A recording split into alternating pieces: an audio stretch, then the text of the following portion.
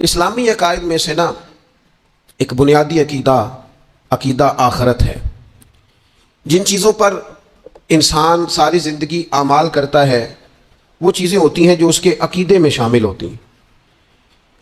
عقیدہ جس طرح کا ہوتا ہے اسی طرح کا انسان عمل کرتا ہے. جو اس کی سوچیں ہوتی ہیں، جو افکار ہوتے ہیں، اسی طرح اپنے شب و روز گزارتا ہے.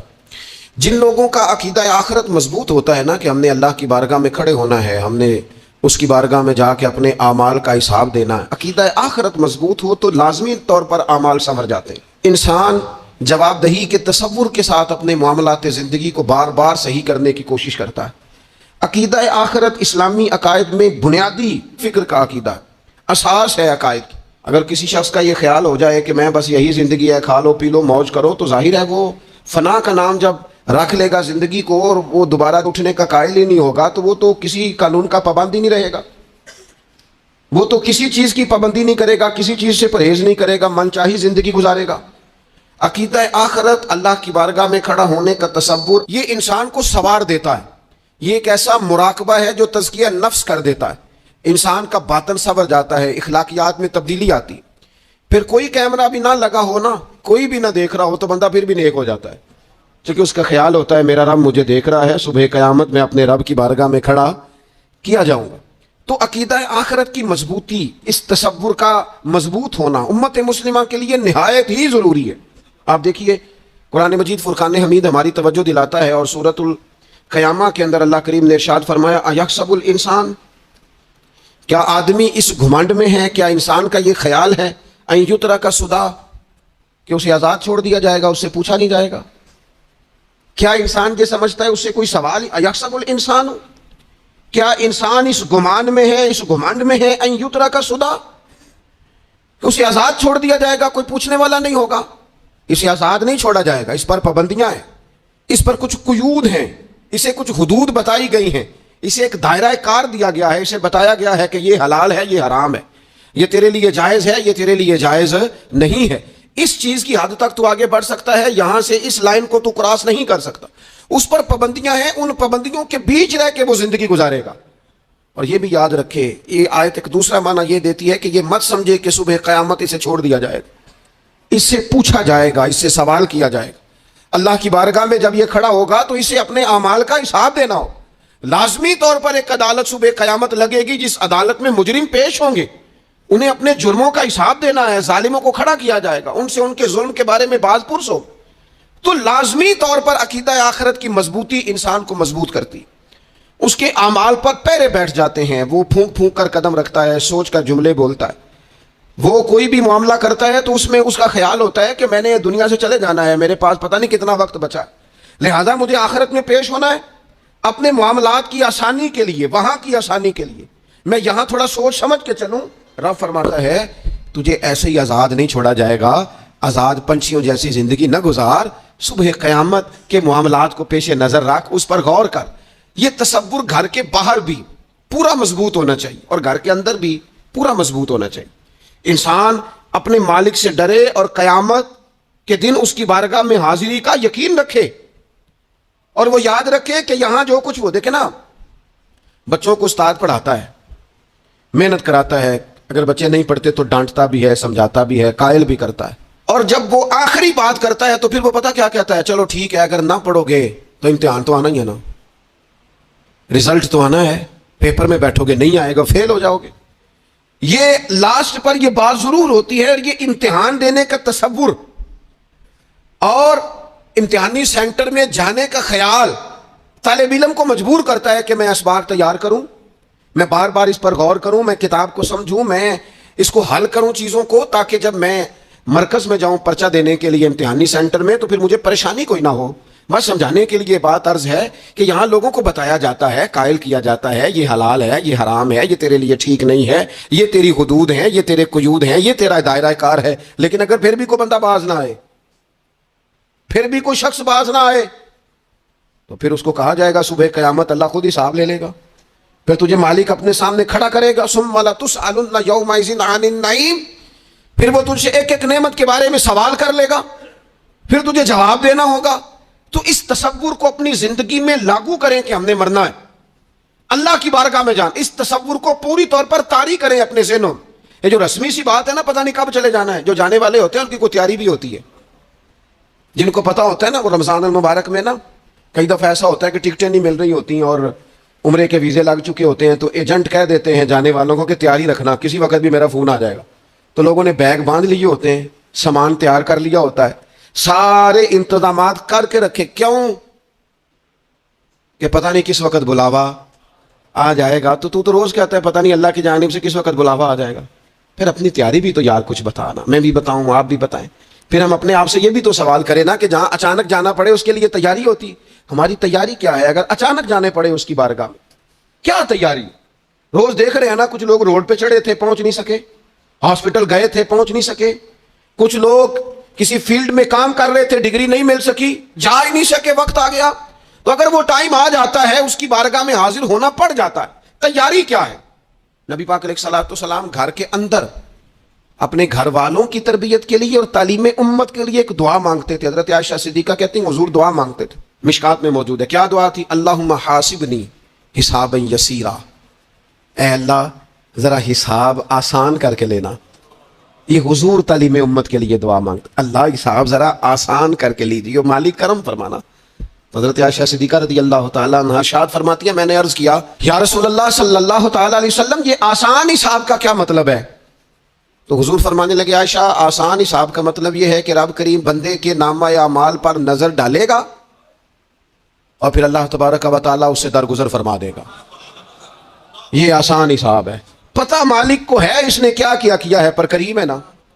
عدل کرے تھے تھر تھر کمبن, اونچیاں شانہ والے تھے جے فضل کرے تھے, پھر بخشے جامن میرے جے منہ کالے, نظر کرے گا پھر معاف فرما دے گا. اور حضور فرماتے عائشہ یاد رکھو جس سے اس نے حساب لیا وہ پھر بڑی مشکل میں آ جائے گا, اس کے لیے مشکل ہو. اللہم حاسبنی حسابا یسیرا, اے اللہ تو حساب ذرا آسان کر کے لینا, ذرا آسان کر کے. اس لیے تعلیم امت کے لیے کہ امت کے دل میں خیال پیدا ہو کہ حساب دینا ہے, تو نے حساب دینا ہے, تو نے اپنے مال کا حساب دینا ہے, تو نے اپنے لفظوں کا حساب دینا ہے, تو نے معاملات کا حساب دینا ہے. تو جس کرسی پہ بیٹھا ہے, تو کلرک ہے یا صدر ہے, تو نے اپنی اس نشست کا حساب دینا. تو استاد ہے یا پیر طریقت ہے, تو مؤذن ہے یا خطیب ہے, تو جو بھی ہے تو نے حساب دینا ہے. تجھے تیرے منصب کے بارے میں پوچھا جائے گا, تجھے تیرے عہدے کے بارے میں پوچھا جائے گا, تجھے اپنی ذمہ داریوں کے بارے میں حساب دینا. اللہ کی بارگاہ میں تمہیں جا کے بتانا ہے کہ تم نے کیا اعمال کی. اس تصور کو پکا کریں اپنے. یہ تصور کتنا کو پکا ہونا چاہیے, دنیا کیا ہے اور آخرت کیا ہے. ہمارے ہاں لوگوں نے بہت بڑا لمبا چوڑا دنیا کا تصور بنا لیا, کار جہاں دراز ہے, لمبا تصور, دنیا داری کے لیے لمبی منصوبہ بندی دور دور تک. میں نے یہ کرنا ہے, پھر میں نے یہ کرنا ہے, پھر اس کے بعد انشاءاللہ یہ کر دینا. یہ تو آپ نے 300 سال کی پلاننگ بتا دی ہے, یہ تو 300 سال کی پلاننگ بتائی. کیا بتائیں تجھے اے باپ, کیا کار ہائے نمایاں کر گئے, BA کیا, نوکر ہوئے, پینشن ملی, پھر مر گئے. زندگی تو اتنی سی ہے, اتنی لمبی منصوبہ بندی. اس میں آخرت کہاں ہے؟ اس میں اگر کسی مقام پر رب کی بارگاہ میں حاضر ہونا ہے تو وہ کہاں ہے؟ جو مرنے والے لوگ ہوتے ہیں ان کا تو جینا کچھ اور طرح کا ہوتا ہے, جن کو جانا ہوتا ہے ان کا رہنا تو کچھ اور طرح کا ہوتا ہے, جن کو کسی جگہ منتقل ہونا ہوتا ہے, جو عارضی مکانوں میں رہتے ہیں ان کا رہن سہن تو ذرا اور طرح کا ہوتا ہے. لیکن جو ہمارا انداز ہے, جو ہمارا رہن سہن ہے, جو ہمارا طریقہ کار ہے, وہ تو مستقل رہنے کا ہے. وہ تو لگتا ہے کہ کبھی چھوڑنے والے نہیں ہیں. اس میں تو کوئی ایسی چیز نظر نہیں آتی کہ جس میں ہم محسوس کریں کہ ہم نے چھوڑ کے جانا ہے. لیکن نبی پاک علیہ السلام نے جس دنیا کو ہم بہت بڑی دنیا سمجھتے ہیں, حضور نے اس کی مثال کیا دی. صحیح مسلم کی حدیث ہے, دیکھیں کتنا کھول کر اور کتنا آسان کر کے رسول پاک ہمیں بات سمجھاتے ہیں. دنیا کیا ہے, آخرت کیا ہے, یہ والی زندگی کیا ہے, آخرت کی زندگی کیا, بالکل کھول کر واضح کر کے نبی پاک علیہ الصلوۃ والسلام فرمانے لگے دنیا اور آخرت کی مثال اس طرح ہے جس طرح دریا بہ رہا ہو اور کوئی آدمی اس میں انگلی ڈبوئے, جتنا پانی اس کی انگلی کو لگ گیا یہ دنیا ہے, اور جو باقی ٹھاٹھے مارتا دریا پیچھے ہے, سمندر پیچھے ہے, وہ سارا آخرت ہے. یہ اتنی سی دنیا ہے, یہ صحیح مسلم میں موجود ہے. اتنی سی دنیا کے لیے اتنے پاپڑ بیلنا, اتنی سی دنیا کے لیے اتنے ظلم کرنا, اتنی سی دنیا کے لیے اتنے حق ضائع کرنا, اتنی سی دنیا کے لیے اتنے لوگوں کے دل توڑنا, اتنے حقوق پہ ڈھاکہ ڈالنا, اتنا جبر کرنا, لوگوں کا مال کھانا, لوگوں کو تکلیف دینا, عزتیں اچھالنا, اتنی سی دنیا کے لیے. हुजूर फरमाने लगे इतनी सी है ये दुनिया, जितना उंगली को पानी लग गया है वो जन्नत, जो निरी जन्नत नहीं खुदा का फजल है, जो अल्लाह की अता है अपने बंदों के लिए। मेरे करीम फरमाने लगे उस जन्नत में वो नेमतें हैं न किसी आंख ने देखी, न किसी कान ने सुनी, न तुम्हारे दिल पर कभी ख्याल ही गुजरा होगा कि हमारा रब हमें ये जी अता फरमाने वाला है। थोड़ा सा ना 24 घंटों में कुछ टाइम अपनी आखिरत के लिए, अपने सारे मामलात को मुरतब करते हुए कुछ जिंदगी के काम अपनी आखिरत के लिए। आप यकीन करें, बच्चों से लेकर बड़ों तक, अनपढ़ से लेकर पढ़े लिखे तक, हमने जिसको अपने मिजाज के मुताबिक कम फहम समझा उससे लेकर दानश्वर तक दौड़ लग गई दुनिया जमा करने की। वो एक सोच हजरत सुल्तान बाहू रहमतुल्लाह अलैह फरमाने लगे, हजारों लोग उनकी खिदमत में आया करते थे तो कहते हैं राबदा तालब कोई नहीं मिले, इतने जो मिले है तालब ज़रदा हो, ये तो दुआ कराने आए हैं कि मेरा कारोबार नहीं चलता, ये तो दुआ कराने आए हैं कि जनाब वो मेरा जो है वो फलाना केस सुलझ गया। राबदा तालब कोई ना मिले। कोई ऐसा तो आता जो कहता मेरी उससे मुलाकात करा दे, कोई तरीका बताए मालिक मारिफत कैसे देता है। कोई तो ऐसा आता जो कहता कि आओ ना कुछ बातें दर्द की करें, कुछ इश्क रसूल की तुम करो, कुछ मोहब्बत मुस्तफ़ा की मैं करूँ। कुछ ऐसे आते जो कहते आओ ना कुछ जिक्र छेड़े सिद्दीक़ अकबर का, कोई बात करें सैयदना फारूक आजम की, कुछ तज़किरे हो जाए उस्मान गनी के, थोड़ी देर हो ना जाए मौला अली का तज़किरा।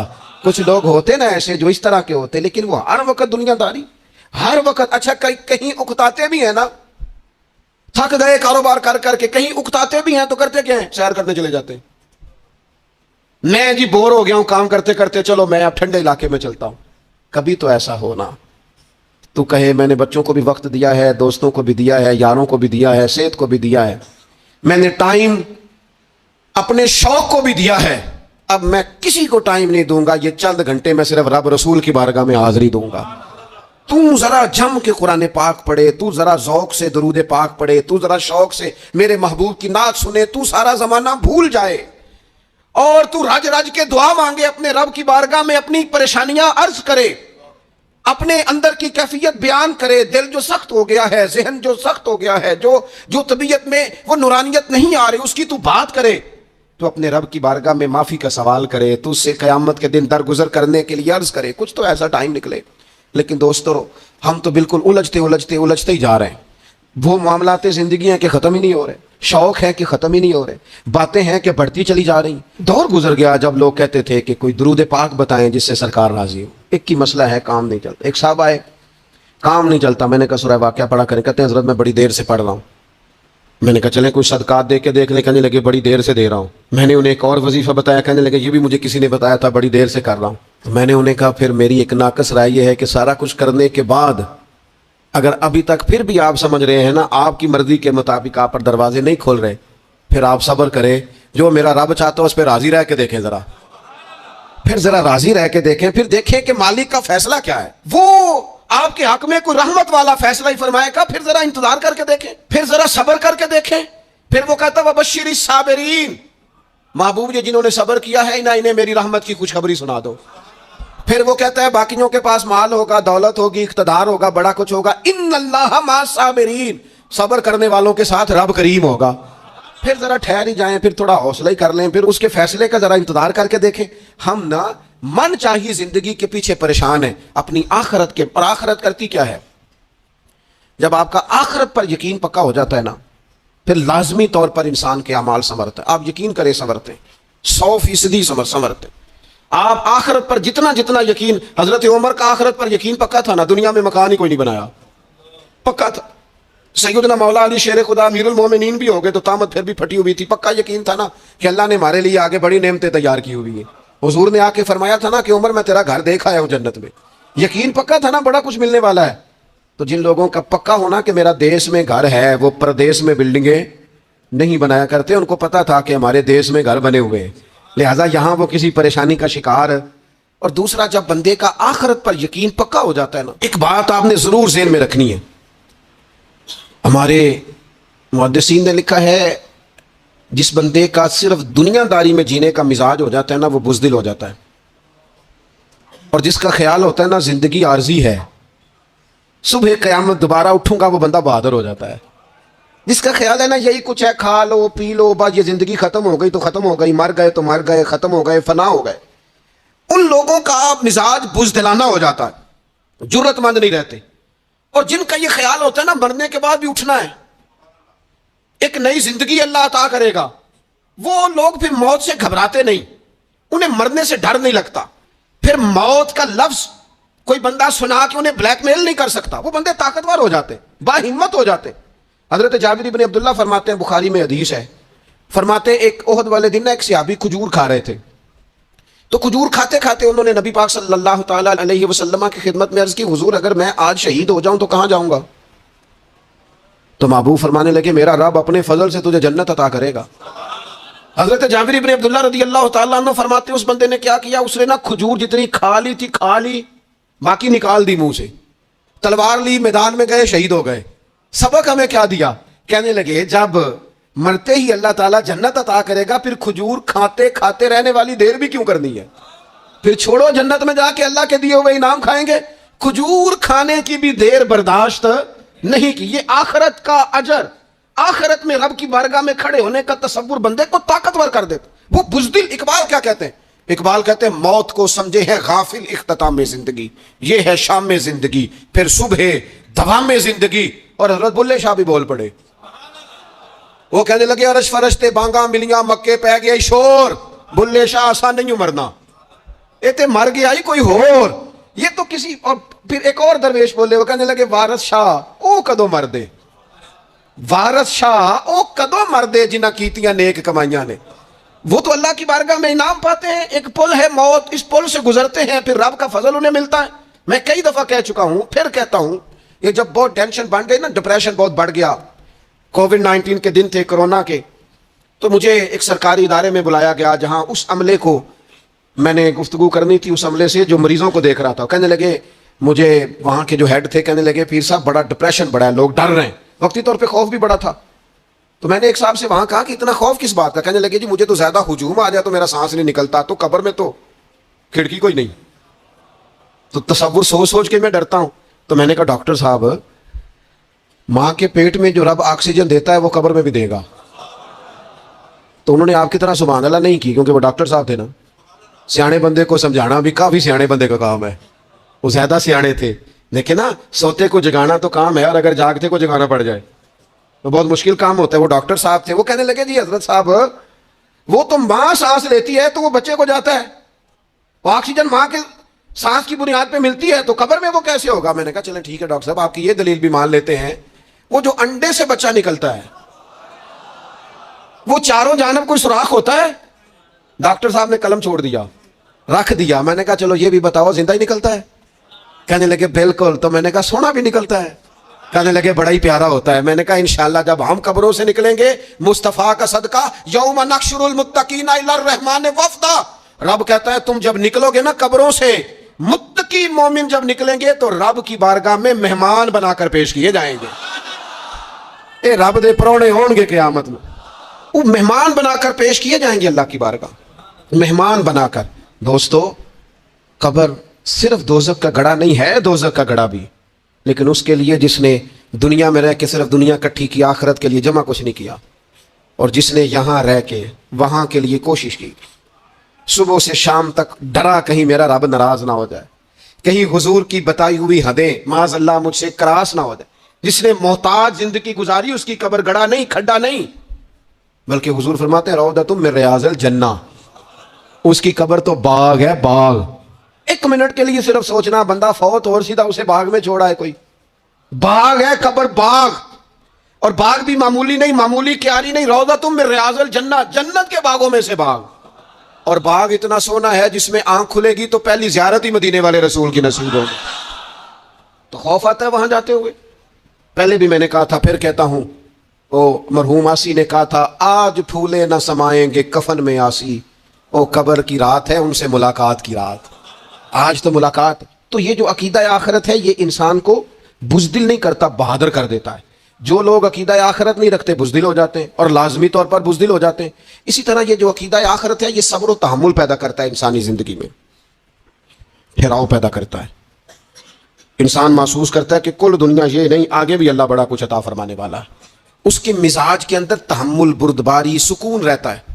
یعنی نہیں بھی اگر کسی مظلوم کو انصاف مل سکا دنیا میں تو وہ پھر بھی بے صبرا نہیں ہوتا، وہ ٹھہراؤ کا شکار ہے، اسے پتا ہے قیامت کے دن بھی ایک عدالت لگے گی، اللہ کی بارگاہ میں جانا ہے۔ نبی پاک علیہ الصلوۃ والسلام نے فرمایا اگر سینگوں والی بکری نے بغیر سینگوں والی بکری کو تکلیف دی ہوگی تو قیامت کے دن اسے بھی بدلہ دینا پڑے گا۔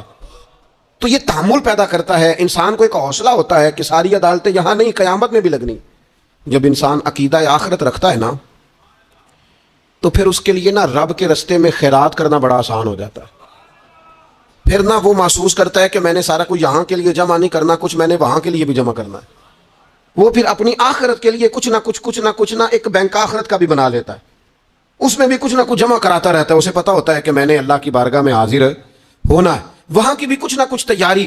نبی پاک صلی اللہ تعالی علیہ وسلم نے بکرا بھیجا گھر میں ذبح کرنے کے لیے، تو سرکار تشریف لائے سر شام، تو فرمایا کیا بنا؟ عرض کی یا رسول اللہ صلی اللہ تعالی علیہ وسلم سارا بانٹ دیا ہے، محلے داروں میں، رشتہ داروں میں، غریبوں میں سارا بانٹ دیا، بکرے کی ایک دستی صرف بچی ہے، آپ کے لیے رکھی ہے۔ تو حضور نے توجہ کیا دلائی، محبوب نے کس طرف رخ کیا؟ حضور فرمانے لگے اپنے اہل خانہ سے، ازواج مطہرات سے، کریم فرمانے لگے عائشہ وہ جو تم نے بانٹ دیا ہے نا وہ سارا ہی بچ گیا ہے، وہ سارا ذخیرہ ہو گیا، وہ جمع ہو گیا ہے آخرت کے لیے، وہ ہمارے پاس بچ گیا۔ یہ جو تم سمجھتے ہو نا یہ بچا کے رکھا ہے، یہ تو ہم استعمال کر لیں گے، وہ ہم نے سیو کر لیا ہے، وہ بچ گیا ہے۔ حضرت ابو ذر غفاری رضی اللہ تعالیٰ عنہ اپنے خادم سے کہنے لگے کہ مجھے پتا چلا ہے یہاں فلاں جگہ کچھ غریب لوگ آئے ہیں، تو اس طرح کرنا، جو اچھا اونٹ ہے نا میرے اونٹوں میں سے اچھا اونٹ، وہ ذبح کر کے نا تو ان سارے گھروں میں تقسیم کر دو، جتنا گوشت وہاں بھیجو گے اتنا ہی میرے گھر میں بھی بھیج دینا۔ آپ کا وہ خادم کہتا ہے میں نے اپنی سمجھ کے مطابق اچھا اونٹ ذبح کر کے گوشت بنا کے میں نے بانٹا، اور میں نے اس طرح کیا کہ وہ حضرت ابو ذر غفاری کے گھر بھی اتنا ہی گوشت بھیجا جتنا تمام غربا کے یہاں میں نے بانٹا تھا۔ شام کو جناب ابو ذر غفاری اپنے اونٹوں کے باڑے میں آئے جہاں باندھا کرتے تھے اپنی حویلی میں، تو آ کے دیکھا کہ وہ سرخ بہترین اونٹ جو سب سے بہترین تھا وہ تو کھڑا ہے۔ تو آپ اپنے خادم سے کہنے لگے میں نے تمہیں کہا تھا جو سب سے اچھا ہے اس کو ذبح کرنا، تو وہ کہنے لگا حضور وہ باقیوں میں سے سب سے اچھا تھا، اس سے ہی تھوڑا سا کمزور تھا، اور یہ تو آپ کی سواری کے لیے ہے نا، یہ تو آپ کے کام آتا ہے، اس پہ تو آپ سفر کرتے ہیں، اس لیے میں نے اسے چھوڑ دیا، اور اس کے بعد جو سب سے اچھا تھا وہ میں نے ذبح کر دیا۔ تو حضرت ابو ذر غفاری فرمانے لگے تو شاید سمجھا نہیں، میں اسے بھی سواری کے لیے رکھنا چاہتا تھا پر اپنی آخرت کی سواری کے لیے۔ میرا دل تھا وہ جو آخرت میں سفر کرنا ہے نا، دشوار گزار گھاٹیاں ہیں، ان گھاٹیوں کے لیے وہ اونٹ میرے کام آ جائے گا، لہذا میں نے تجھے کہا تھا جو سب سے بہتر ہو وہ دے دینا تاکہ ذرا میری آخرت کی سواری بن جائے، تاکہ میں ذخیرہ کر لوں۔ بڑا دیا بال بچوں کو، بڑا دیا بہن بھائیوں کو، بڑا دیا دوست احباب کو، بڑے قرضے دیے ادھر ادھر، لیکن ساری زندگی دیے، ایک موقع پر صرف آپ نے کسی کو انکار کیا نا، ایک موقع پر، تو وہ پچھلے جو 99 دفعہ آپ نے دیا ہوتا ہے وہ اس کا بھی منکر ہو جاتا ہے۔ وہ کہتا ہے تو نے کبھی کام ہی نہیں آیا، وہ تو نے تو میری امید ہی توڑ دی۔ وہ سارے شکوے، ساری زندگی کہاں خرچ کر دی بلا، کس مقام پر؟ اور یہاں حال یہ ہے کہ حضور فرماتے ہیں جب تو صدقہ دیتا ہے تو رب اسے اپنے دستے قدرت میں لیتا ہے، اور اس طرح تمہارے صدقے کو پالتا ہے جس طرح تم اپنے گھر میں بچڑا نہیں پالتے، اس طرح صبح قیامت تمہیں وہ نتیجے کے طور پر پلا ہوا صدقہ ملے گا۔ ہم اپنی آخرت کو چونکہ اس لیول پر یقین نہیں لاتے الا ماشاءاللہ، لہٰذا اس کی تیاری کے لیے ذخیرہ نہیں کرتے۔ اپنی آخرت کی تیاری کے لیے ذخیرہ کریں اور کوشش کریں کہ اور یہ عقیدہ اپنی اولادوں میں، اپنے متعلقین میں، اپنے احباب میں اس کو راسخ کریں۔ کوئی نہ کوئی بات عقیدہ آخرت کی، قیامت کی ضرور اس کا تذکرہ کریں، ان باتوں کو اپنی زندگی کا حصہ بنائیں۔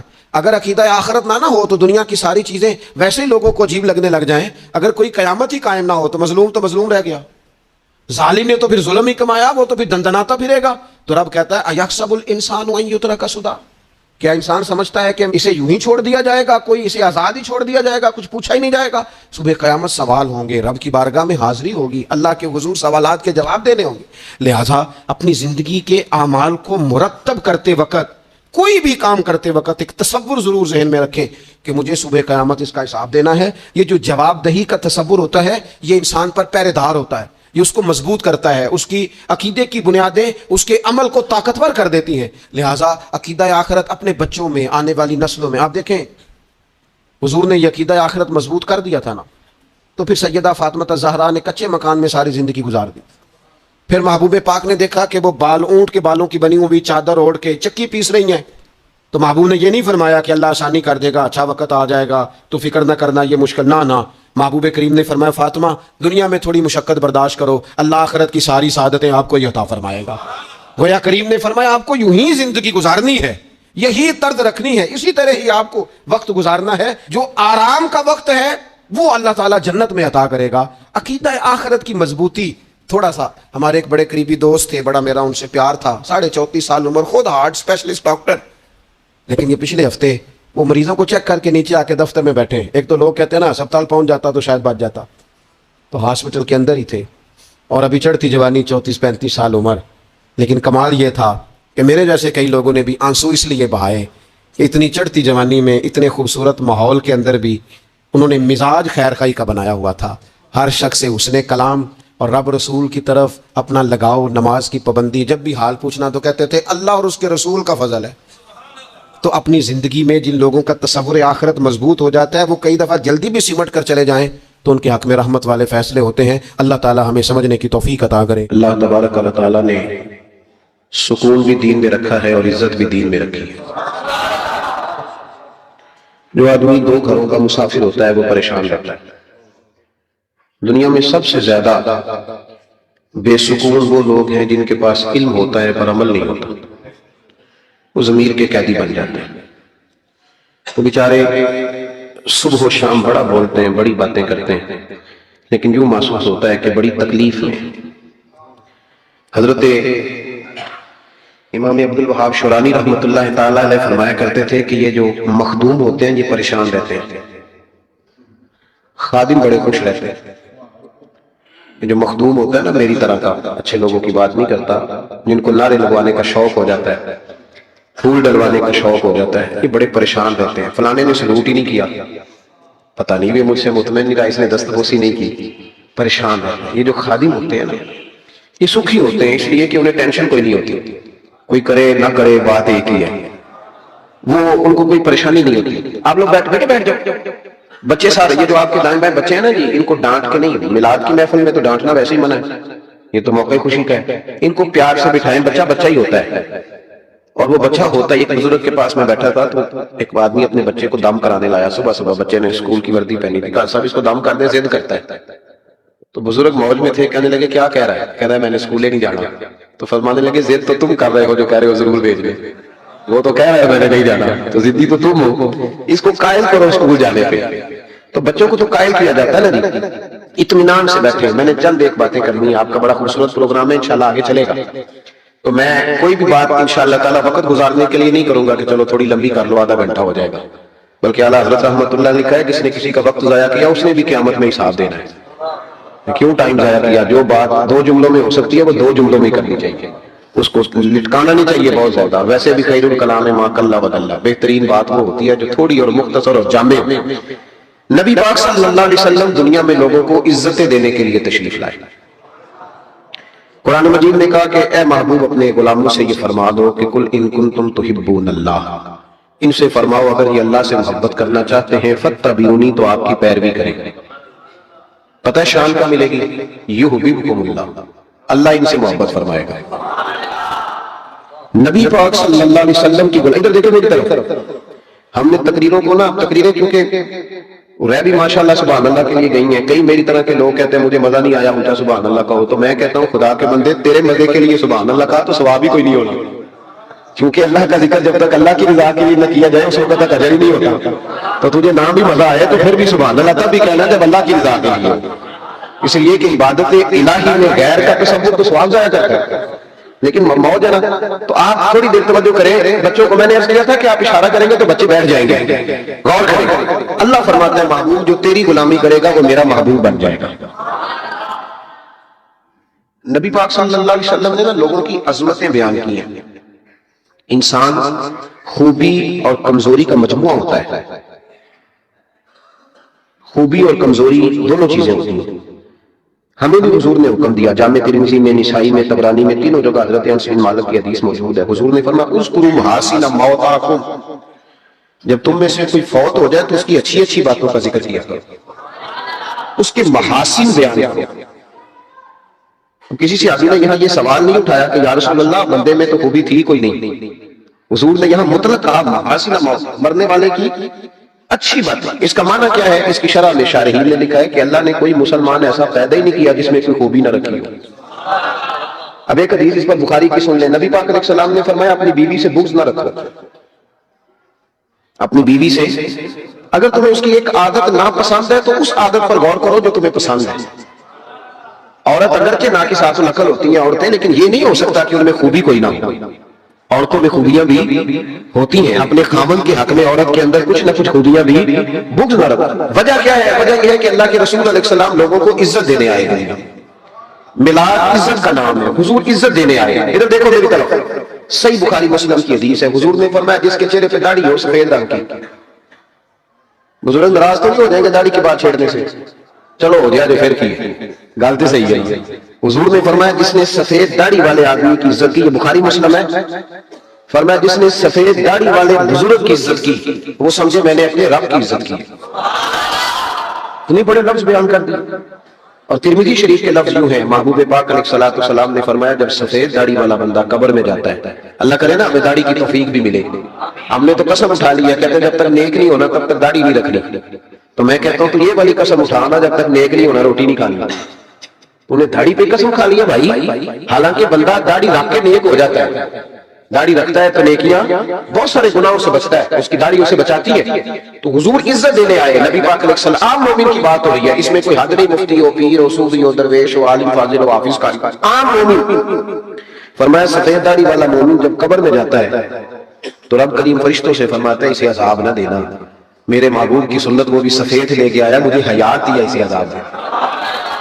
इंसानों में कमियां भी होती हैं, खूबियां भी होती हैं, लेकिन आप इधर देखें नबी पाक सल्लल्लाहु अलैहि वसल्लम ने कभी किसी की कमजोरी का जिक्र नहीं फरमाया। अबू जहल शराब पीता था, सारे जमाने को पता है। कबीला बनु आराश का एक शख्स उस जमाने में नबी पाक के पास उसकी शिकायत लेके आया जब इस्लाम पर गुर्बत थी। उस जमाने में अबू जहल उसका माल दबा गया और हुजूर ने लेके दिया। वो एक तफसील है, चूंकि मौजू नहीं उधर नहीं जाता, लेकिन नबी पाक अलैहि सलाम ने कभी ये नहीं कहा कि ये डाके मारता, हालांकि वो मारता था, वो गरीबों का माल लूटता था। लेकिन हुजूर अलैहि सलाम ने कभी ये बात इरशाद, उसको हिदायत की बात कही, उसको दर्स दिया। हमारे यहाँ तबलीग, हुजूर उसको तबलीग करते थे, उस पर तनकीद नहीं करते थे। हम किसी को तबलीग नहीं करते, उस पर तनकीद करते। हालांकि अबू जहल हुजूर की जाती जिंदगी पर इतराज करता था, माज़अल्लाह, वो कहता था जादूगर है, काहिन है, माज़अल्लाह ताला ये हुक्मरानी करना चाहते हैं, ये सरदार पर, ये सारी बातें वो करता। लेकिन हुजूर ने कभी उसकी जाती जिंदगी पर उतर कर कोई बात, आप देखें जरा तलाश करें, आप जितनी भी हदीसें आप पढ़ते जाएंगे ना, उसमें आपको ये मिलेगा कि नबी पाक ने कभी उसको इज्जत दी, कभी उसको इज्जत दी, कभी उसको इज्जत दी। लेकिन कभी किसी शख्स की कोताही हुजूर ने बयान, कभी किसी शख्स के बारे में ये रवैया, हुजूर इज्जतें देने आए, इज्जतें देने आए। बताइए हजरत अबू बकर सिद्दीक को हुजूर अलैहि सलाम ने सदीक अकबर का लक़ब दिया।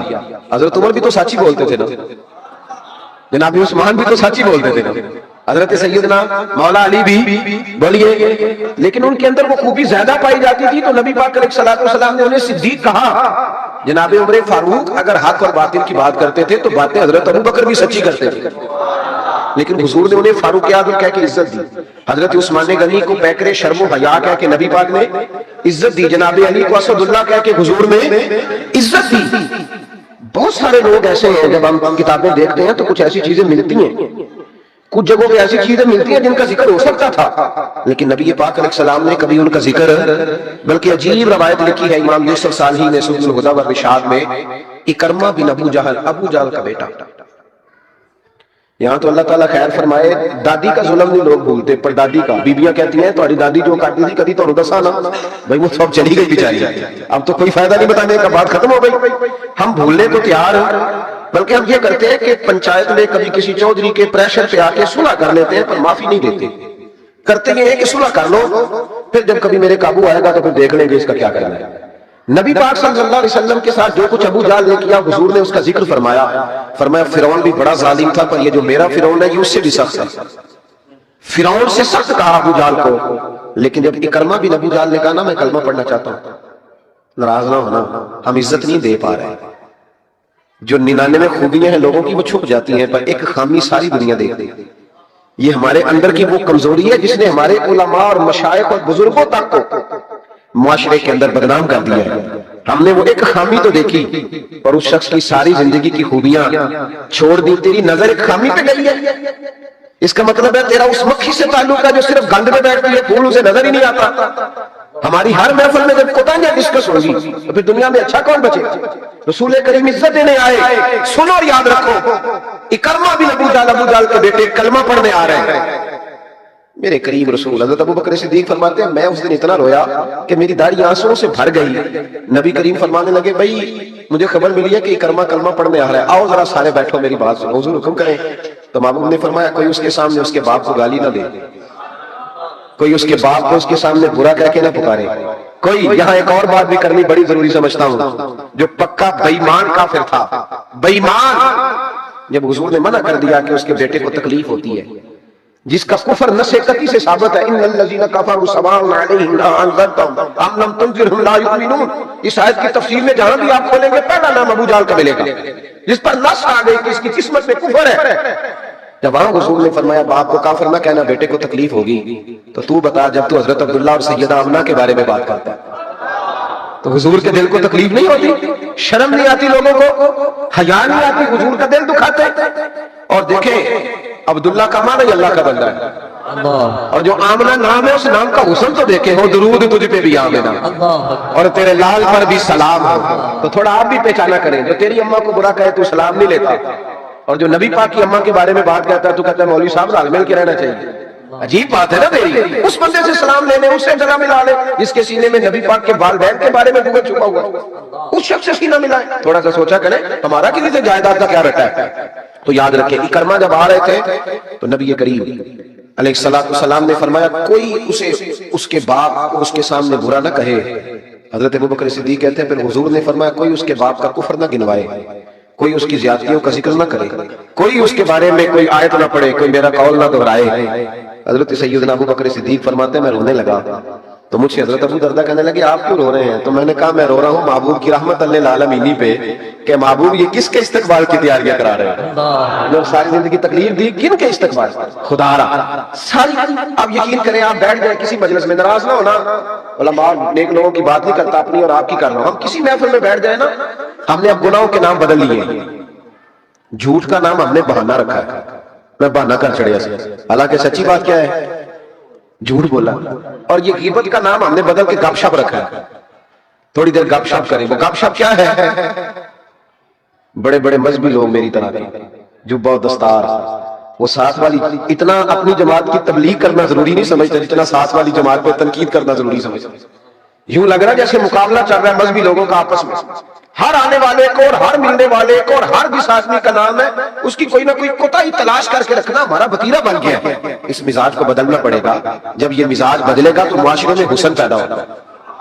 میری طرح جو آدمی بھی تھوڑا سا ممبر پہ بیٹھنے لگتا ہے وہ کہتا ہے میں ہی دین کا کام کر رہا ہوں. جو جماعت بھی کام شروع کرتی ہے کہتی ہے صرف ہم نے کیا. بھئی تم نے کیا تو تم سے پہلے غیر مسلم سے سارے, تمہیں کیسے پتا چلا یہ دین ہے؟ تھوڑا تھوڑا نرمی پیدا کریں, رویوں کو ٹھنڈا کریں, اپنے ماحول کے اندر وہ حسن پیدا کریں. رسول پاک دنیا میں عزت دینے آئے.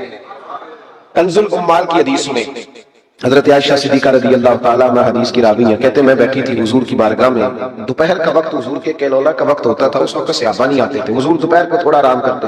اب تو ہم بڑے بہادر ہیں نا, بالخصوص محفلوں کے لوگ بڑے بہادر ہیں, بڑے دلیر لوگ ہیں, 3 بجے سو کے بھی فجر جماعت سے پڑھ لیتے ہیں. دلیری ہے نا جی, حالانکہ بڑا مشکل ہوتا ہے 1-2 بجے سو کے سویرے فجر کی نماز ہے, لیکن میں دلیر سمجھتا ہوں کہ جو بندہ 2 بجے سوئے پھر فجر پڑھ لے یہ اس کی دلیری ہے. یا پھر شب زندہ دار ہوتے ہوں گے, ساری رات جاگتے ہوں گے, یہی ہو سکتا ہے. نبی کریم علیہ السلام عشاء کے بعد سو جاتے تھے اور پسند کرتے تھے عشاء کے بعد سونا. فجر میں حضور تہجد کے وقت بیدار ہوتے تھے. تہجد پڑھنا حضور کی دائمہ اور متواترہ سنت ہے. دعا کرو میلاد کی محفلوں میں تہجد کے فضائل بھی بیان ہونے شروع ہو جائیں. آمین تو کہہ دو. یہ بھی نبی پاک کی سنت ہے. مٹھائی کھانا صرف حضور کی سنت نہیں, تہجد کی نماز دائمہ متواترہ سنت ہے نبی پاک علیہ السلام, ہمیشہ پڑھی نبی کریم. تو صبح جلدی اٹھ جاتے تھے. اب نیند کی وہ جو کمی انسانی طبیعت میں رہ جاتی ہے اس کے لیے امت کے لیے اسوہ چھوڑنے کے لیے حضور دوپہر کو آرام کرتے تھے. حضرت عائشہ صدیقہ رضی اللہ تعالیٰ عنہ فرماتی ہیں اس وقت بالعموم صحابہ نہیں ملنے آیا کرتے. سمجھ آ رہی ہے میری بات؟ صحابہ اس وقت ملنے نہیں آتے تھے, ان کو پتا تھا یہ حضور کے آرام کا وقت ہے. کہتے ہیں ایک بوڑھی خاتون ایک دن آ گئی دوپہر کو, عام روٹین میں لوگ نہیں آتے تھے, وہ آئی, اس کے ہاتھ میں چھڑی تھی، لاٹھی پکڑی تھی، اس نے دروازے پہ دستک دی. جب میں نے پوچھا کون ہے تو وہ عورت بولی. توجہ کرنا بات، حضور آرام کر رہے تھے، کہتے وہ عورت جب بولی نا، اللہ کے محبوب چارپائی پہ اٹھ کے بیٹھ گئے. اس کی آواز کانوں سے ٹکرائی، حضور اٹھ کے بیٹھ گئے. دروازہ کھولا، وہ خاتون اندر آئی تو بڑی دنیا آتی تھی، اور جس انداز میں نبی پاک نے اس کا استقبال کیا ایسا کم ہوتا. حضور کھڑے ہو گئے، پھر محبوب پاک نے بٹھایا. پھر حضور علیہ السلام کی میں آنکھوں کا حسن اور روشنی دیکھ کے اندازہ کر رہی تھی کہ اس کے آنے سے حضور بڑے ہی زیادہ خوش ہیں، نبی پاک بڑے خوش ہیں. اللہ کے محبوب نے کھجوریں دی، سرکہ دیا، دیر تک حضور ان کی باتیں سنتے رہے. حضرت عائشہ صدیقہ کہتی ہے محب ہو کے محبوب نے، کنز المال میں حدیث موجود، محب ہو کے محبوب نے باتیں سنی، تسلی سے باتیں سنی، خوش ہو کے سنی. دو قسم کے مہمان آتے ہیں نا، ایک مہمان فون کرتا ہے تو بندہ کہتا ہے میں کوئی نہیں گھر پھر کبھی آؤں گا، اور ایک مہمان ایسا ہوتا ہے جسے بندہ کہتا ہے اتنی بھی جلدی کیا ہے، ذرا ٹھہر جائیے، تھوڑا رک جاؤ، چائے بن رہی ہے. کس میں ہوتی ہے مہمانوں؟ کچھ مہمانوں سے دل لگا ہوتا ہے، دل کرتا ہے بیٹھے رہے، ذرا تھوڑا اور بیٹھے، یا تو نہ جایا کر، تو بیٹھا رہا کر. ہوتے ہیں کچھ لوگ. دیر تک نبی کریم علیہ السلام نے بات سنی، اور کیا بات ہے. جناب عائشہ صدیقہ کہتی ہے دل حضور کا لگا، میں نے دیکھا تو میں بڑی مطمئن تھی. اس خاتون نے کہا کہ اب میں نے جانا ہے. لگ رہا تھا کہ حضور چاہتے ہیں ابھی رکے، لیکن اس نے جب کہا نہ جانا ہے تو حضور نے فرمایا ٹھیک ہے. جب وہ جانے لگی تو حضور نے تحائف جمع کی اور جناب بلال حبشی کو فرمایا ان کے ساتھ جاؤ، چھوڑ کے آؤ. جناب عائشہ صدیقہ رضی اللہ تعالیٰ عنہ فرماتی ہیں پھر وہ دیکھیں حضور عزت کس طرح دیتے ہیں. کہتے ہیں وہ خاتون چلی گئی، میرا خیال تھا کہ حضور اب مسجد جائیں گے، جب رات کو آئیں گے نا بعد عشاء تو پھر پوچھوں گی حضور یہ کون تھی، لیکن محبوب تو گئے نہیں، لیٹ گئے. میں اٹھ کے قدموں میں بیٹھی تو حضور کی مقدس آنکھیں کھلی ہوئی. میں نے عرض کی حضور یہ کون خاتون تھی، اور میں نے آپ کو تھوڑا انفرادی دلچسپی لیتے دیکھا، حضور کون تھی؟ جب میں نے پوچھا تو حضور کی آنکھوں میں آنسو چمکنے لگے. حضور اٹھ کے بیٹھے اور فرمانے لگے عائشہ یہ میری پہلی زوجہ خدیجہ الکبریٰ کی سہیلی تھی، یہ خدیجہ کی سہیلی تھی. اور فرمایا جب ہم مکے میں رہتے تھے تو یہ آیا کرتی تھی، خدیجہ اس کا پرتک پاک استقبال کرتی تھی، اسے کھجوریں کھلاتی تھی، دودھ پلاتی تھی، پھر یہ باتیں سناتی تھی تو خدیجہ اس کی باتوں کا جواب دیتی تھی. فرمایا آج اس کی آواز کانوں سے ٹکرائی ہے تو ساری یادیں پھر سے تازہ ہو گئی ہیں. فرمایا میں نے اس کے ساتھ وہی سلوک کرنا چاہا ہے جو فاطمہ کی اماں کرتی تھی، میں نے وہی عزت دینی چاہیے جو وہ دیتی تھی. اور حدیث کا آخری جملہ اتنا شاندار ہے کہ اس جملے کو یاد کر لیں تو دستور بن جائے ہمارے لیے. محبوب نے فرمایا عائشہ حسن العہد من الایمان، تعلق اچھے طریقے سے نبھانا یہ بھی ایمان کا حصہ ہے. حسن العہد من الایمان، اچھے طریقے سے تعلقات نبھانا، وعدے نبھانا، عہد نبھانا یہ بھی ایمان کا حصہ ہے. بھائیو حضور نے عزت دی، نبی کریم نے وقار دیا. حضور ہر آنے والے کو عزت دیتے، احترام کرتے. ہمارے ہاں ایک بات چلتی ہے، میری طرح جو لوگ پیر کہلانے لگتے ہیں یا مولوی کہلانے کا ایک بات چلتی ہے، کہتے ہیں میں کیسے جاؤں، میں تو کنواں ہوں تو پیاسے خود آئیں، میں خود جاؤں جا کے کسی کو. ہمارے ہاں اشتہار چھپتے ہیں، دروازہ دستک دے کے کوئی دعوت نہیں دیتا کہ آج محفل آ جانا، یہ رواج نہیں ہے ہمارا. حالانکہ اشتہار چھپانا تو بدعت ہے، چلو بدعت حسنہ کر لیں. یہ الگ بات ہے کہ اس والی بدعت پر مولوی کوئی نہیں بولے گا کیونکہ سب کے نام لکھے ہوتے ہیں، ان کے بھی لکھے ہوتے ہیں، لہذا اس بدعت کا ذکر نہیں کرتے. حالانکہ حضور کے زمانے میں اشتہار، صحیح بات کہہ رہا ہوں، اس کا نام نہیں لیں گے کیونکہ ان کا بھی موٹا کر کے لکھا ہوتا ہے نا اشتہار پہ نام، تو فائدہ ہے، اس کا ذکر نہیں کریں گے. اشتہار چھاپنا تو بدعت ہے، چلے بدعت حسنہ صحیح. دروازے پہ جا کے دین کا پیغام دینا یہ تو حضور کی سنت ہے، لیکن وہ شان میں کمی آتی ہے نا، وہ کیسے کجائے. کہتے ہیں جی ہم جناب کنویں ہیں تو پیاسے خود آئیں، تو نبی پاک نے تو یہ فلسفہ نہیں بیان کیا. حضور تو طائف چلے گئے تھے، حضور تو تبوک چلے گئے تھے، نبی پاک سے بڑا کنواں بھی کوئی ہو سکتا ہے. اے ساقی تیری خیر میرے میں کدے کی خیر، ایسی پلا کہ جس کا نشہ عمر بھر رہے، ایسا بھی کنواں کوئی ہو سکتا ہے. لیکن موت ہے نا ہماری، ہم ان باتوں میں اڑ گئے. اس کا نقصان یہ ہوا ہے کہ وہ جس کا شوق ہوتا ہے وہ تو آ جاتا ہے، لیکن سب کا شوق نہیں ہوتا، کچھ کا شوق بنانا بھی پڑتا ہے، اس کے دروازے پہ جانا بھی پڑتا ہے. تو نبی رحمت سید عالم صلی اللہ تعالی علیہ وآلہ وسلم لوگوں کو عزت دیتے، حضور وقار دیتے، آنے والے کا اکرام کرتے. حضرت ابوبکر صدیق رضی اللہ تعالیٰ عنہ فرماتے ہیں مجھے ایک بڑا دکھ تھا، میرے بچے بھی مسلمان تھے، پوتے بھی مسلمان تھے، نواسے بھی حضرت صدیق اکبر کے جناب عبداللہ ابن زبیر سے آتے ہوئے نواسے تھے. فرماتے ہیں کہ میری ساری نسل مسلمان تھی، دل کرتا تھا میرے ابا جی بھی کلمہ پڑھ جائے. ان کا نام تھا ابو قحافہ، وہ کلمہ نہیں پڑھتے تھے اور آنکھوں سے نابینا تھے. اور باپ ہی ہوتا ہے نا. جس دن حضرت ابوبکر صدیق رضی اللہ تعالیٰ عنہ ہجرت کے وقت آئے ہیں نا تو کہتے ہیں گھر کے اندر ایک چھوٹا سا گڑا بنایا ہوا تھا، ٹویا، اس میں اشرفیاں دینار رکھتے تھے اور اوپر میں کوئی موٹا کپڑا ڈال دیتا.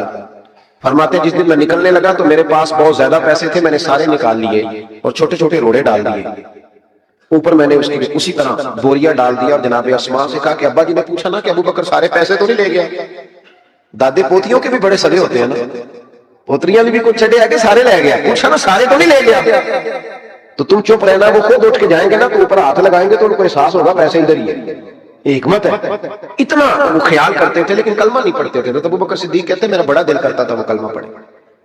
ایک دن وہ بول ہی پڑے ہجرت مدینہ کے بعد، کہنے لگے ابو بکر میں مان گیا ہوں تیرے رسول واقعی سچ ہے، چل یار مجھے لے چل، میں بھی مصطفیٰ کا کلمہ پڑھوں۔ حضرت ابو بکر فرماتے ہیں میری تو عید بن گئی کہ میرا تو گھر بن گیا نا، اب میرے ابا جی بھی وہاں آ گئے جہاں سارا گھرانہ کھڑا تھا، کہا کلمہ پڑھنا چلو۔ کہتے میں نے اپنے والد کا ہاتھ پکڑا رہا، جس طرح پکڑا مجھے مزہ آ گیا۔ سنو اور یاد رکھنا، ہمارے لیے تو مشکل ہو گیا ہے، ہم عزت لینے کے قائل ہیں، دینے کے نہیں۔ کہتے ہیں جب میں مسجد نبوی میں حضور کو لے کے آیا، اپنے والد کو لے کے آیا نا حضور کی بارگاہ میں، نبی کریم ممبر پہ بیٹھے تھے، ابھی کلمہ پڑھا نہیں، پڑھنے آئے۔ کہتے ہیں حضور ممبر پہ بیٹھے تھے، میں اپنے نبینا اور بوڑھے والد کو لے کے آیا، نبی کریم اٹھ کے کھڑے ہو گئے۔ کسی کو عزت دینے سے عزت بڑھتی ہے، کم نہیں ہوتی۔ کوئی حرج نہیں، کوئی حرج نہیں، اگر آپ ابا جی کے آنے پہ کھڑے ہو جائیں تو اپنے ابا جی کے، کوئی مسئلہ نہیں، کوئی حرج نہیں۔ اگر قاری صاحب جو مسجد کے امام ہے، چلو ہم سے تنخواہ لیتے ہیں، پر قاری صاحب کو نہ دیکھو، اس ممبر کو دیکھو جس ممبر پر وہ بیٹھتے ہیں، کوئی مسئلہ نہیں بھائی، ٹھیک ہے تو چودھری صحیح، ہم تو قاری صاحب کو سکول بھی 27ویں کو دیتے، کیوں بلا 27ویں تو دیندے ہو نا اتنے بھی، اس واسطے کہ کدے سواں کے پاڑ نہ رہے، کیونکہ 27ویں تو بعد دردی پڑھتا ہی کوئی نہیں، تو کہندے ساڑھے نال دا پا لیا تو نال رل جائے گا، اس کو وہ بلا نہیں دینا، 27ویں پہ دیتے۔ کس بات کا ذکر کیا جائے؟ عزیز دوست یاد رکھ اور سمجھ۔ اور اب تو پیروں سے بڑا شکوہ ہے، بہت سارے پیر بھی کہتے ہیں مولویاں کو کی ہے، میں کہ خدا دے بندہ جڑا مولوی ہوندا ہے، اودے کول ہی تو سارا کچھ ہوندا ہے۔ انما یخشى اللہ من عبادہ العلماء، اللہ کریم فرما رہا ہے کہ جو میرے عالم بندوں میں سے عالم ہے وہ اللہ سے ڈرتے ہیں۔ تو کس قسم کی بات بڑا جو عنوان نہیں ورنہ اس پہ بات کرتا۔ نبی کریم اٹھ کے کھڑے ہوئے تو حضرت صدیق اکبر عرض کرنے لگے یا رسول اللہ میرے والد کلمہ پڑھنے آئے، یہ لفظ ساری زندگی یاد رکھنا، بھولنا نہ۔ عرض کی حضور ابا جی کلمہ پڑھنے آئے، توجہ ہے میری بات پر، کلمہ پڑھنے آئے ہیں، پتہ ہے میرے محبوب نے کیا فرمایا؟ نبی کریم فرمانے لگے ابو بکر یہ بوڑھے بھی تھے، نابینا بھی تھے، بیمار بھی تھے، اگر ان کا ارادہ بن گیا تھا تو مجھے بتاتے میں گھر آ کے انہیں کلمہ پڑھا دیتا۔ نعرہ تکبیر، دونوں ہاتھ اٹھا کے نعرہ رسالت، تاجدار ختم نبوت، تاجدار ختم نبوت۔ اور میرے اعلیٰ حضرت فاضل بریلوی رحمۃ اللہ نے لکھا، ادھر دیکھو میری طرف، اعلیٰ حضرت نے لکھا ہے تو نبی پاک کا لباس پہن لے، رب تجھے عزت دے دے گا۔ کوئی نہیں سمجھ آئی آپ کو بات ہے؟ کئی منڈے پینٹ کوٹ پا کے ساڑھے روح بن گئے، کہنے قاری صاحب تسی پڑھے کنا ہو؟ تو عالم اگر بتائے نا کہ میں درس نظامی کیا، کہنے نہیں وہ تو ٹھیک ہے، پڑھے کنا ہو؟ کمال ہو گئی، درس نظامی کیا عالم تو پڑھے کنا ہو؟ تیری نظر بی اے پڑھے ہی بندہ پڑھیا ہوتا ہے، پاوے وہ 6 باری سیکلیاں دے کے پاس ہویا ہو، کیا تماشا ہے؟ اس تماشے سے باہر آ نبی پاک سے ادھر دیکھو میری طرف۔ میں تو شکوہ کرتا ہوں کئی دفعہ اپنے نعت خانوں سے بھی اور نقیب سے بھی اور قاری صاحب سے، میں کہتا ہوں ساری عزت نبی پاک کے نام پہ، اور تو کہہ رہا ہے چھوٹی داڑھی میں سونا لگوں گا۔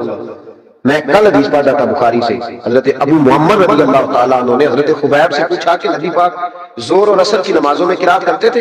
ادھر دیکھو میری طرف، زور اور عصر میں قرات کرتے تھے؟ حضرت خبیب کہنے لگے کرتے تھے۔ کہا آپ کو کیسے پتا ہے؟ کہنے لگے جب میں نماز پڑھتا تھا تو حضور کو چھپ چھپ کے دیکھا کرتا تھا۔ اور اگلے لفظ سنو، کہنے لگے زور اور عصر میں میں نے حضور کی داڑھی کو ہلتے دیکھا ہے۔ نبی پاک کی داڑھی کو چھوٹی ہوئے تو ہلتی ہے، پوری ہوئے بولتے تاں ہی ہلتی ہے، چھوٹی داڑھی ہلتی ہوئی نظر، وہ تو تھوڑی ہلتی ہے، داڑھی نہیں ہلتی۔ تو داڑھی جو سرکار کا طریقہ ہے اس کے مطابق رکھے، اپنی مرضی کی نہ رکھے۔ نبی پاک جو لی تو چھوٹی والے نے بھی لوگ مولوی صاحب کہنا ہے، اور ویسے بھی داڑھی کا تو وزن ہی کوئی نہیں ہوتا، کیوں ہوتا ہے؟ یہ وجود کا حصہ ہے، جسم کا حصہ ہے، حسن ہوتا ہے۔ حضرت صاحب ہمارے وزن تو نہیں ہوتا پر داڑھی کا حسن ہوتا ہے، سبحان اللہ۔ اعلیٰ حضرت فرماتے ہیں تو حضور کا لباس پہن لے۔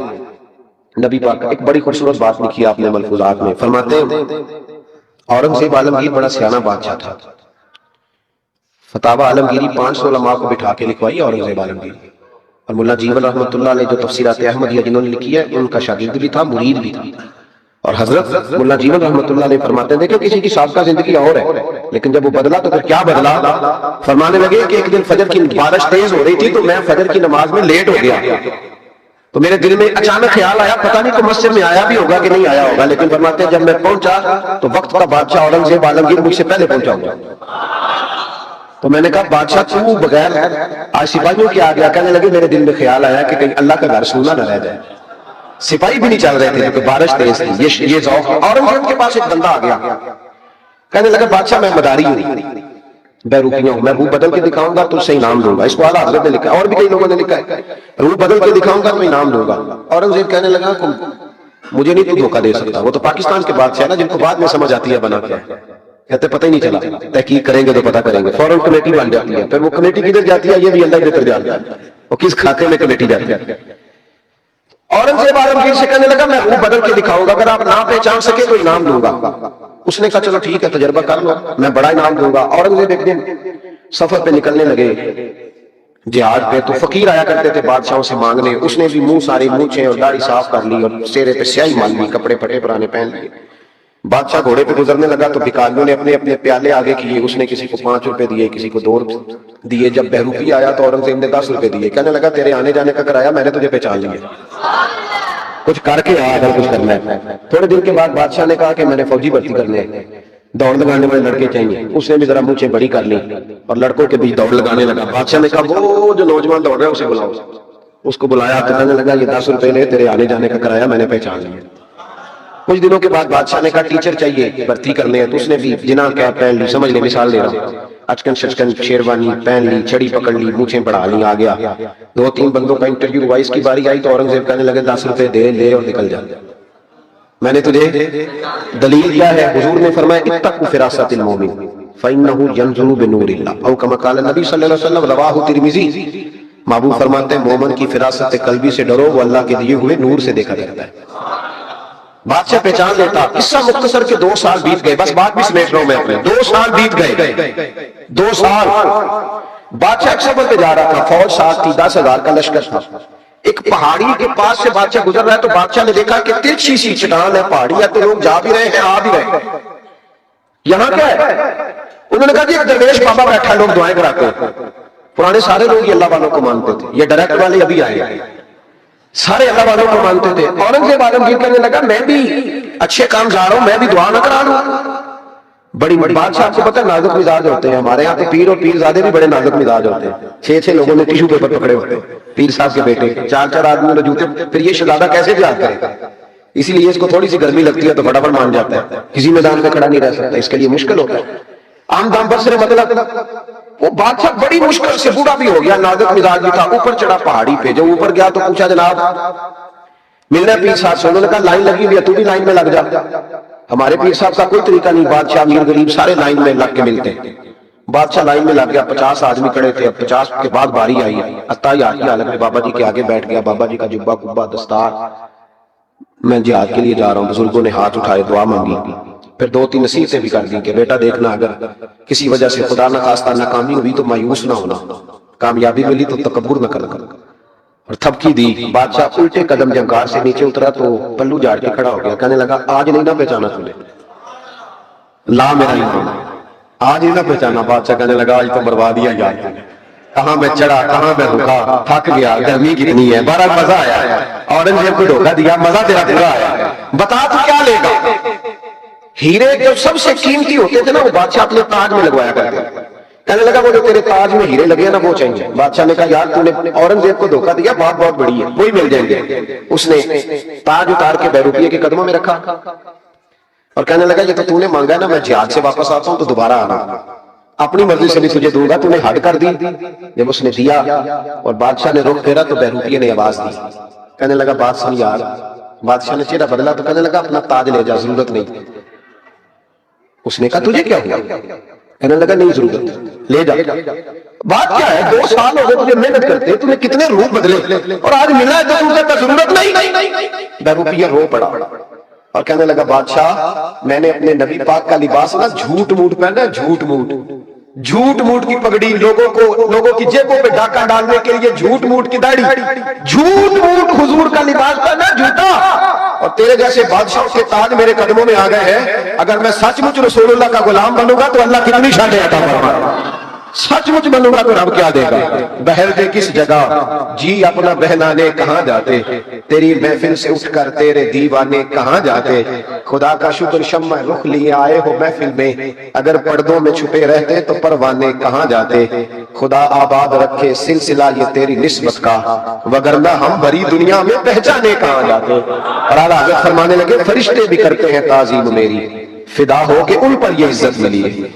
इज्जतें दरवाजा रसूल पे है। बाकी कोई शख्स कहता है मैं दौलत के बलबूते पे इज्जत हासिल कर लूं तो वो तेरी दौलत की इज्जत है, तेरी जात की नहीं। जो कहता है मैं कुर्सी के बलबूते पे इज्जत हासिल कर लूं तो मियां जब तक तू कुर्सी में है तब तक तेरी इज्जत है। जो शख्स कहता है मैं किसी के 7 लाख की इज्जत हासिल कर लूं तो उसकी जाती एक की इज्जत जाती है। वो कौन सी जो रब रसूल अता करता है, उस इज्जत की तरफ सफर करें, उनके तरीके के मुताबिक चलें। मिलाद शरीफ का महीना आ रहा है, आज तो वैसे भी 28 सफर है। हजरत सैयदना इमाम हसन रज़ी अल्लाह तआला अन्हु का यौम शाद रबीउल अव्वल शरीफ आ रहा है। यकम रबीउल अव्वल से 12 हमारे यहाँ ना सबसे ज्यादा काम होता है बहस करने का। बहस नहीं करनी, काम करना। जो पूछे ना झंडियां लगानी है कि नहीं, उनसे को तू झंडियों की बात करता है, मेरा तो दिल करता है ताड़े तोड़ के छत पे लगा।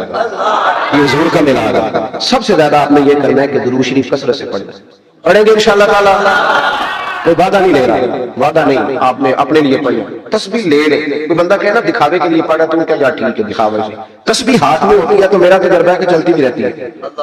आप हाथ में रखें तो इंशाल्लाह चलेगी। तो कोई कहे ना रे बड़ा बाबा तस्बीह को ठीक है यार मुझे पढ़ने। एक तो आपने ये काम करना है। दूसरे नंबर पे मिलाद शरीफ का जब लंगर पकाना है ना, तो जो 50 लाख चौधरी दे उसकी सदारत नहीं रखानी महफिल मिलाद। जो मोहल्ले के गरीब लोग हैं उन्हें फ्रंट सीट पे बिठाना है। हमारी महफिल मिलाद में भी जिसके हाथ में नोटों की तथी होती है उसका सारा कुछ होता है। गरीब मिलाद की महफिल में भी पीछे बैठते हैं, जिनके कपड़े मैले उन्हें आगे बिठाओ ताकि पता चले कि नबी पाक इन लोगों को इज्जत देने तशरीफ लाए। और जब आप चावल तकसीम करें ना तो जो चौधरी साहब होते हैं वो उलमा के साथ खाना खा रहे होते हैं अंदर, और गरीब कहते हैं ओए 2 शापर ले गए। मेहरबानी करें गरीबों को बिठा के लंगर दें, और हो सके तो उनके घरों में पहुंचा के कोशिश फरमाएं मिलाद में इज्जत दें। और तीसरी बात, नबी पाक ने सबसे ज्यादा बेटियों की बात की है। मेरा मशवरा है कि छोटी बड़ी ईद बेशक बेटी को ना दिया करो, ईद मिलाद पे जोड़ा जरूर दिया करो बेटी, ईद मिलाद पे जोड़ा दिया करो। और भाइयों याद रखो, अपनी बीवी को बंदा लाख रुपया भी दे तो वो इतनी तारीफ नहीं करती, तो कहती है सारा जमाना देता है। बहन को बंदा 600 का जोड़ा दिया है ना कभी जा तो रो के कबूल कर